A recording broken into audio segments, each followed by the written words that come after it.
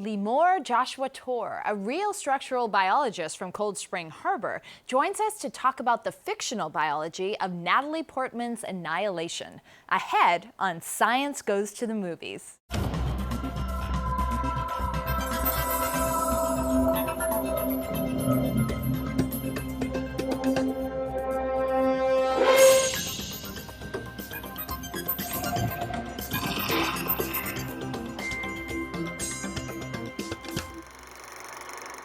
Welcome to Science Goes to the Movies, a look at the stories of science and how they change our culture. I'm Faith Saley. Today, we're looking at the cellular and molecular structure of the Natalie Portman movie, Annihilation. And to help us sort that out, we have Professor Leemor Joshua-Tor, the HHMI Investigator and W.M. Keck Professor of Structural Biology at Cold Spring Harbor. Leemor, we're so glad to have you here. Glad to be here. Thank you. Critics have pointed out that the movie Annihilation could work as a story about what might happen if planet Earth got cancer. Allusions to cell biology are everywhere in this film, and right from the start we see Portman going about her life lecturing about the mutant cell divisions that cause cancer. And then, somewhere far away, there's an unexplained attack on a lighthouse, which causes the cells of everything around it to mutate into something they call the shimmer, right? I mean, how would we describe that? It's sort of a forest of anomaly, would you say? Right. Yes. So, Leemor, in real life, is cancer a story of everything is normal and then it's not?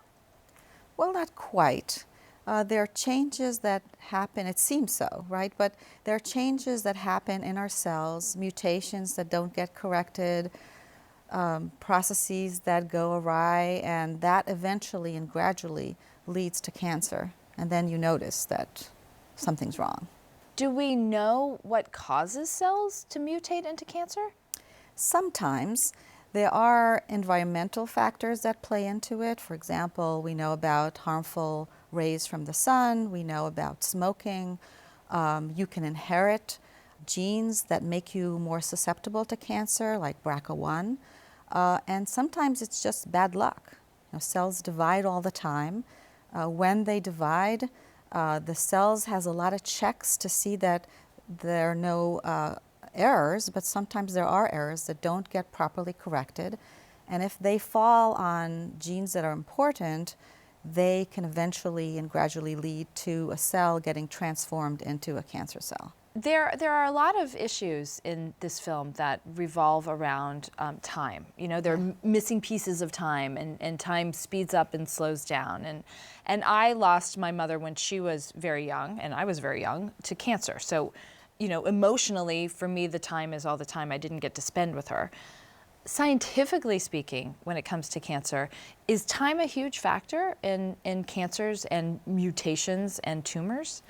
Well, I can relate to that because I also lost my mother at a very young age to breast cancer. I'm sorry. Yeah, well, time is a factor because it does happen gradually. It happens with some changes, some mutations that happen initially, and if we knew exactly when things start, that would be awesome. But we could intervene early.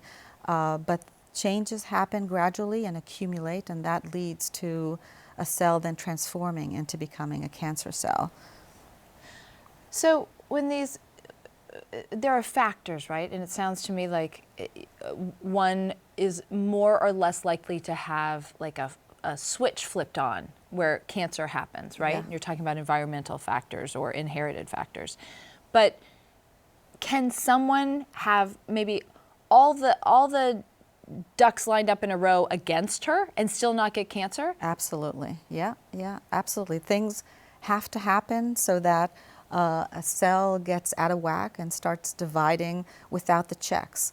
Things can happen, and then your checks and balances, your fail-safes are working really well, and then nothing does happen. So you could be lucky, or you can be unlucky. So cancer is quite a lottery in some ways. In some ways it is, yeah. You can increase your susceptibility or decrease your chance of getting cancer, and then we try to live our lives that way. That's why we try to live a healthy life, Sometimes you have bad luck, and sometimes you have incredibly good luck. You are mentioning checks and balances and correction machinery in our bodies.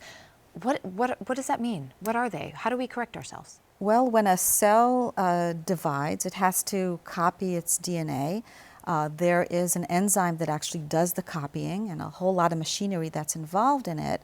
But there's also a whole machinery that looks at what these enzymes did and reads it off and sees if it's in fact correct. And if it's not correct, it goes and fixes it up. But sometimes that doesn't work properly. That's amazing. Our bodies are amazing. They are. What is so it's enzymes, and what is the name of the machinery that does this fact checking?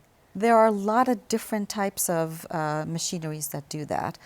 There's double-strand break repair, and there's single base repair. There's a lot of different types of mechanisms that go into play, and genes that are involved. Do plants get cancer, or is it just animals, or is it just mammals? Well, plants get cancer only in very particular circumstances, so not really naturally. Mammals, actually, there are some mammals that don't. For example, elephants, who are huge and have lots of cells, they don't get cancer. And why? Yeah. Well, I mean, that's the question, right? Why? Yeah. People are trying to figure that out. One thing that we do know is that they have a really good repair machinery. So there's one gene called P53, which is very famous for being disrupted in many cancers. It's responsible, it's a tumor suppressor, so it's responsible for repair. And turns out that elephants have a lot of them. The lowly naked mole rat, which lives in the dirt, in that kind of environment, also doesn't get cancer. You know why? They don't smoke a lot. Serious, they use a lot of sunscreen. But that's fascinating.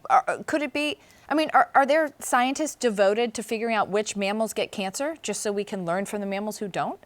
Yes, there are people that really study why these particular creatures don't get cancer. There are companies that started to figure out if we can take some of that and use it. Yeah, absolutely. Do reptiles get cancer? Do amphibians get cancer?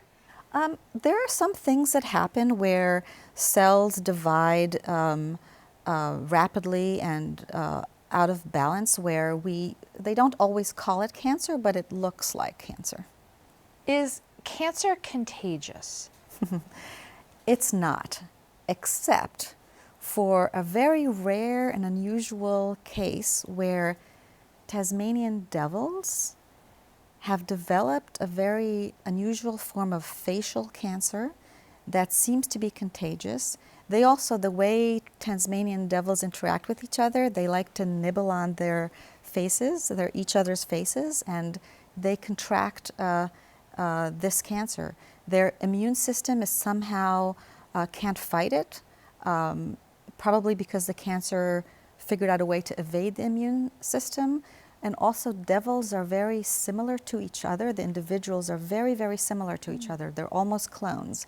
And so that's also a reason why that is sort of opportunistic for being contagious. But for the most part, cancer is not contagious. Okay, so except that one very specific, rare exception, right? Cancer is not contagious. So then, how does the whole human HPV thing affect cervical cancer? So HPV, the human papillomavirus, is a virus. So that is contagious. Okay. And in fact, it's quite prevalent these days.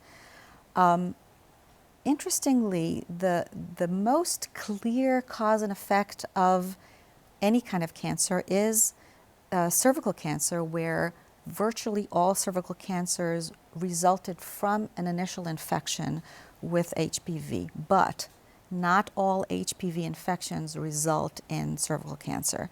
They lead to warts sometimes, or sometimes the immune system just clears it and it doesn't have any effect.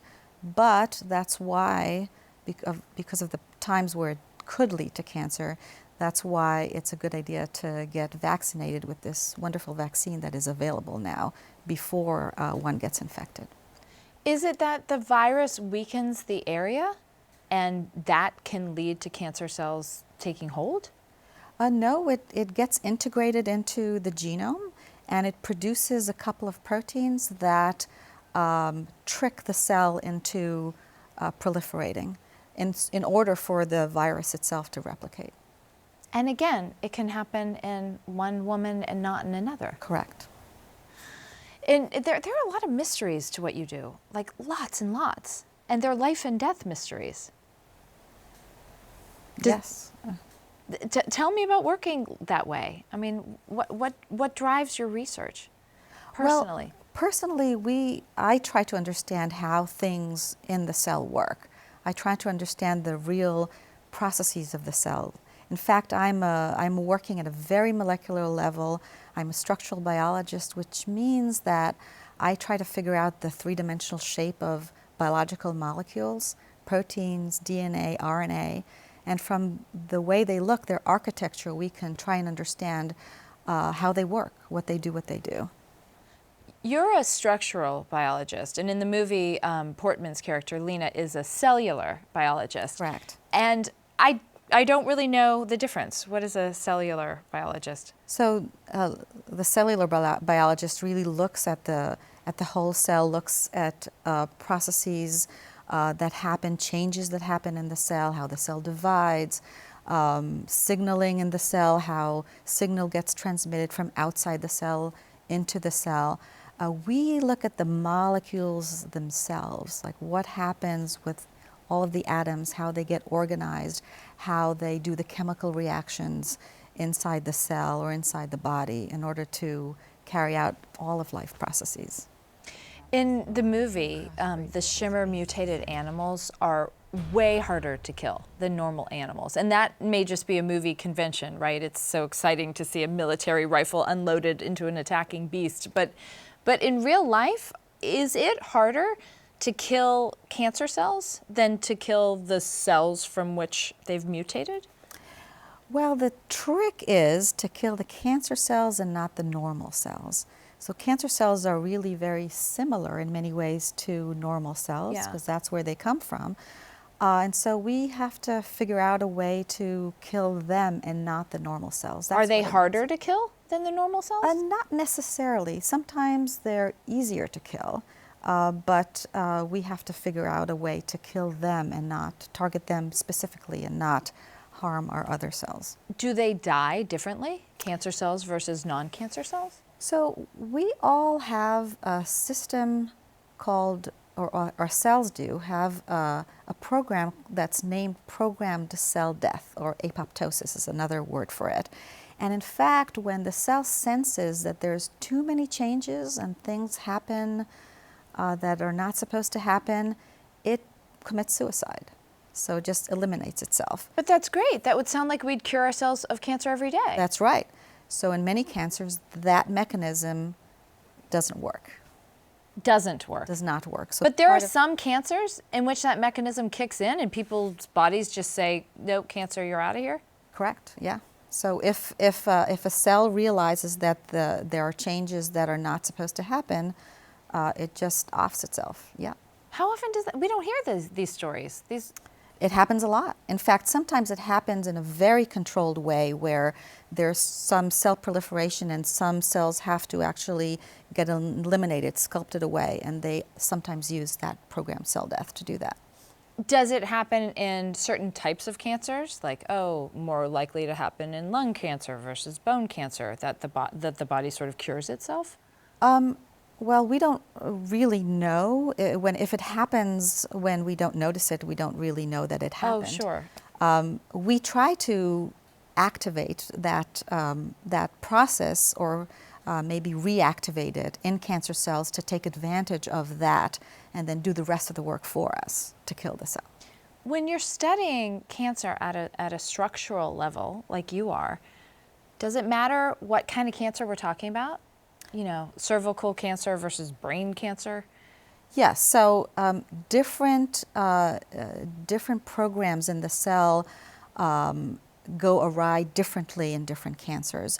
But sometimes there are similarities, and sometimes the effect is on where the cell is situated, which tissue it's situated in, and that dictates some of how the cancer progresses, and then it's different from breast cancer to a lung cancer. Is that how, from your point of view, scientifically speaking, cancer is differentiated? It's where does it begin? It's where it begins, but also body? which changes occur in the cell before it actually begins. Yeah.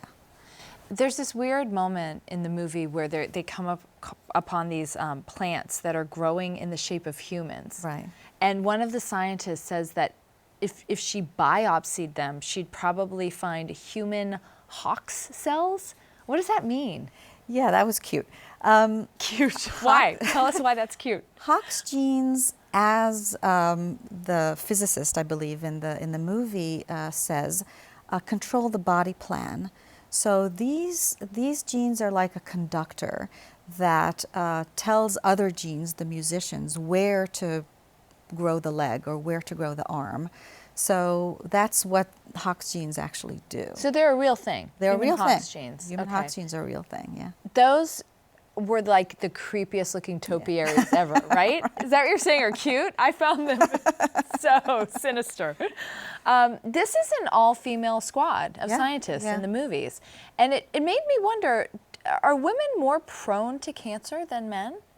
Actually, it's the exact opposite. Oh. There are more cases of cancers in men than in women. Why? At least in the U.S. It's not clear. I don't know. Do you have a guess, scientifically speaking, a hypothesis? I don't know. I wonder if it's that men engage in more potentially dangerous behaviors that could flip the switch on for the cancers. If more men smoke, for example, if men use less sunscreen or something. I don't believe that is the case, but I have to say I don't know. About 18 minutes into the movie, in some of the brainiest pillow talk ever, Lena turns to her husband Kane and whispers to him that if you take a cell and circumvent the Hayflick's limit, it becomes immortal. What the heck is she talking about? And can we please get that? The Hayflick limit is how many times a cell can divide. So there's a limit to the number of times a cell can divide. What happens is, so you know that our genetic material, the DNA, is arranged into 23 pairs of chromosomes. And when it turns out when the cell replicates its DNA, there are some problems with the ends. The ends of the chromosomes are called telomeres. So whenever the cells divide, these telomeres get shorter and shorter and shorter, and so that's why there's a limit. There's only, you can't go too short. In order for the cell to continue dividing, it has to activate an enzyme called telomerase. The problem is that's what cancer cells do. So they, in order to become immortal, they activate this enzyme called telomerase, and that's how, one of the ways they can transform into becoming a cancer cell and just divide and divide. But they cannot divide indefinitely because the telomeres keep getting shorter? So normal cells can't divide indefinitely because the telomeres get shorter and shorter. Cancer cells reactivate, in many cases, this enzyme that solves that problem and doesn't let these ends shorten. So it resynthesizes these ends. So in theory, a cancer could keep growing and growing and growing and growing? Yes. And it just doesn't, because at some point it shuts down its very growth shuts down our human body? Correct, right. And once our bodies are dead, cancer has nothing left. Cancer dies too when we die. Right. Actually, there's a cute part in the movie where Lena is talking to her husband Kane, and she's reading this book called The Immortal Life of Henrietta Lacks. Yes, and it's a best-selling book. That's right.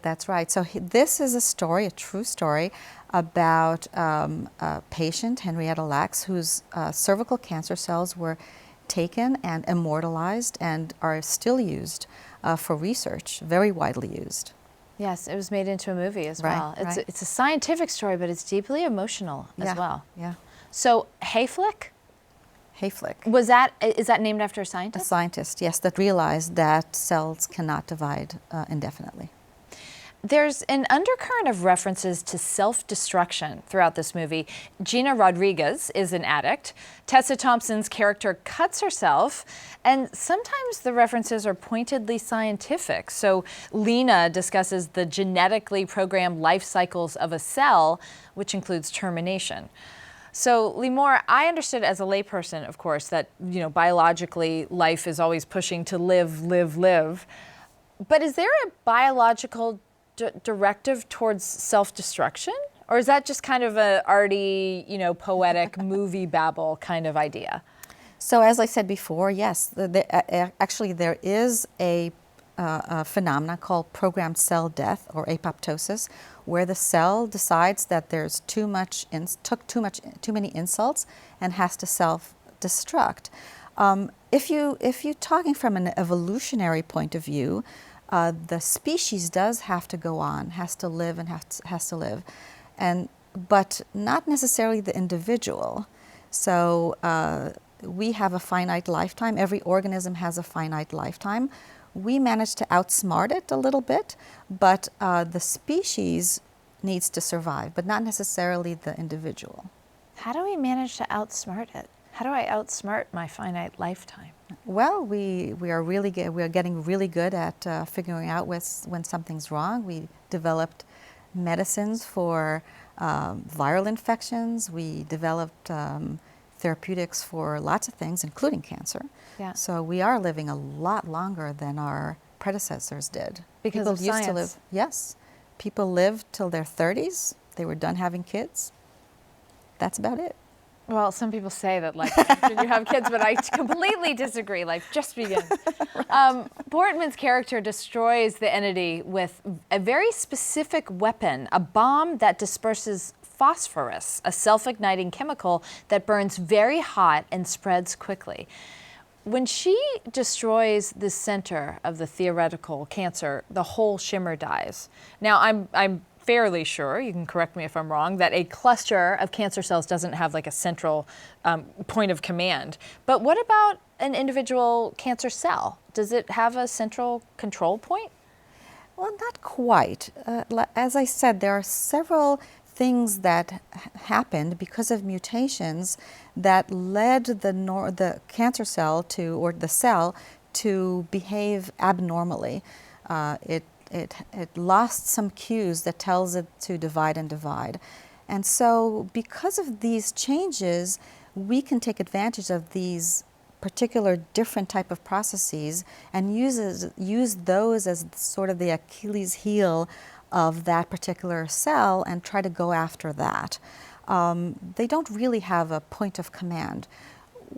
People used to think, or some do think maybe, that there are some what we call cancer stem cells in a tumor that maybe do have a little bit of more of a, I don't know if a command, but a seed that might be harder to kill, that might be the root of the rest of the cancer, but that's a little controversial.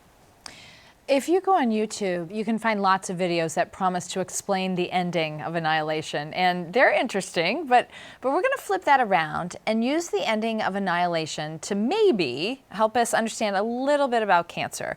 In the movie, Portman's character Lena has to battle a mirror image of herself. So, Leemor, cancer is not a virus. It's not an infection. Is cancer just us? It is. Yes, it's us, where some of our cells just went a little wacky and lost its checks and balances and became cancer. But yes, that's what makes it so tricky. So tricky, and also, to me, terrifying. And we're here talking about science meeting stories, right? And cancer makes a really good villain, because it is mysterious and it comes from us and it can kill us, often kills us. Right. In your experience as a scientist who devotes much of your life to studying, researching cancer, How would you characterize your relationship with cancer? Do you see it as something kind of villainous? Or, I don't want to put words in your mouth. What is your relationship with cancer? Well, I really, the way I see it is when, again, things got off track, and that we have to figure out what got off track. If we can figure out as early as we can what changes happen that we can maybe address therapeutically, that's kind of how I see it. I don't look at it as a big villain necessarily.